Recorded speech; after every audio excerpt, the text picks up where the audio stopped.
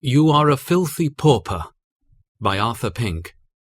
For this is what the high and lofty one says, he who lives for ever, whose name is holy.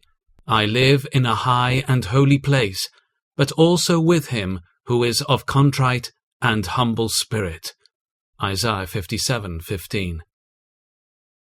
A humble spirit or heart is an infallible sign of regeneration, for the unregenerate are proud, self-satisfied, self-righteous.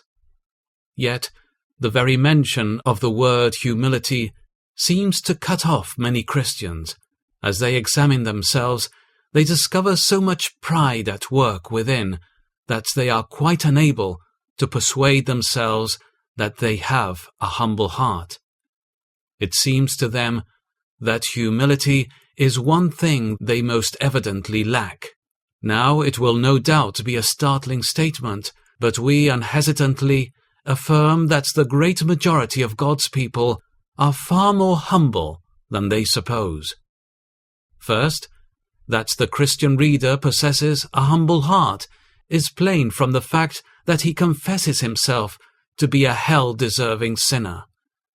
We do not have in mind what you say of yourself when in the company of your fellows, but rather what you feel and say of yourself when alone with God. Whatever pretenses you are guilty of before men, when in the presence of the Omniscient One, you are real, sincere, and genuine. Now, dear reader, be honest with yourself. When on your knees before the throne of grace, do you freely and frankly acknowledge that if you received your lawful due, you would, even now, be suffering the dreadful fires of hell? If so, a miracle of grace must have been wrought within you.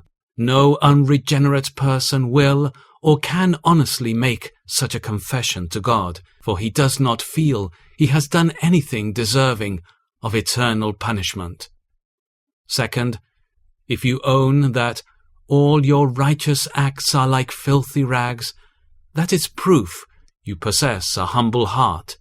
Of course, we mean much more than your merely uttering those words as a parrot might, or even singing them during some religious service. We mean that when you are in the presence of the Lord, which is always the surest test, you personally realize that you have not a single meritorious deed of your own to commend you to his favorable regard.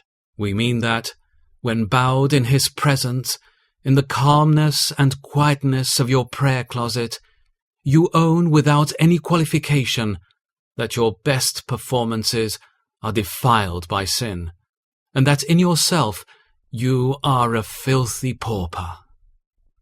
If that is indeed your language before God, it most certainly issues from a humble heart. The heart of a natural man thinks and feels the very opposite, and can no more loathe himself than transform himself into a holy angel.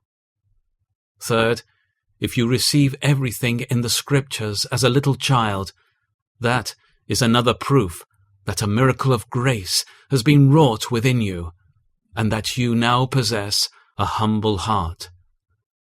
By nature, all are wise and prudent in their own esteem.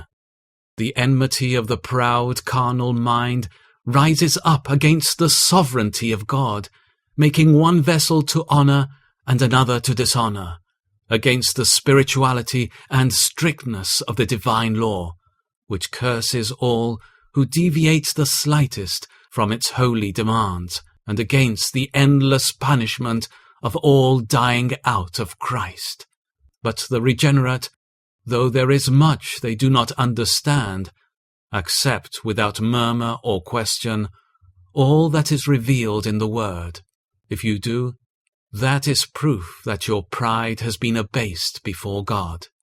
How thankful we should be that Scripture does not say that God dwells only in those who have complete victory over sin, or those who enjoy unbroken and unclouded communion with him. Had those been the distinguishing features named, then every one of us might well despair. But every regenerate person has a humble heart, And if you, my reader, measuring yourself by what has been pointed out above, can discern such fruits and evidences of humility, then so far from its being presumptuous for you to look upon yourself as one saved and indwelt by God, it would be most wicked presumption for you to do otherwise.